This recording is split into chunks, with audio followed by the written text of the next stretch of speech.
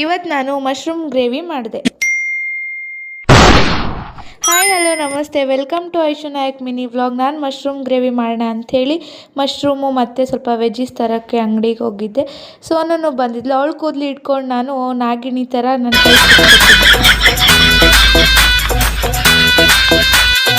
ನಾನು mushroom gravy ಹೇಗೆ ಮಾಡ್ತೀನಿ ಅಂಥೇಳಿ ತೋರಿಸ್ಕೊಡ್ತೀನಿ.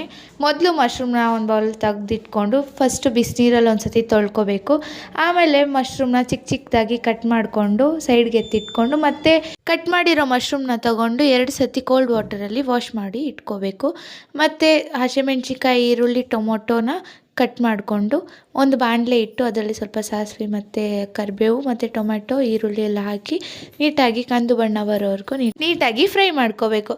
ಆಮೇಲೆ ತೊಳೆದಿಟ್ಕೊಂಡಿರೋ ಮಶ್ರೂಮ್ನ ಬಾಣಲಿಲಿ ಹಾಕಿ ಮಿಕ್ಸ್ ಮಾಡ್ಕೋಬೇಕು. ಗ್ರೇವಿಗೆ ಮೊದಲೇ ಮಸಾಲೆ ಅಮ್ಮ ರುಬ್ಬಿಟ್ಟಿದ್ರು.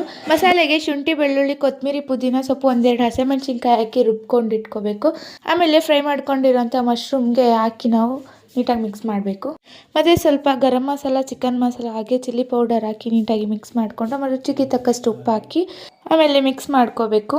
ಮಸಾಲೆ ರುಬ್ಕೊಂಡಿರೋ ಮಿಕ್ಸಿ ಜಾರ್ ಒಳಗಡೆ ಸ್ವಲ್ಪ ನೀರು ಹಾಕಿ ಗ್ರೇವಿಗೆ ಹಾಕಿ ಸ್ವಲ್ಪ ಕೈಯಲ್ಲಿ ಆಡಿಸ್ಕೊಂಡು ಹಾಗೆ ಚೆನ್ನಾಗಿ ಬೇಯಿಸ್ಕೊಂಡು ಸ್ವಲ್ಪ ಕೊತ್ತಂಬರಿ ಸೊಪ್ಪು ಉದುರಿಸಿದ್ರೆ ನಮ್ಮ ಗ್ರೇವಿ ರೆಡಿ ಆಯಿತು.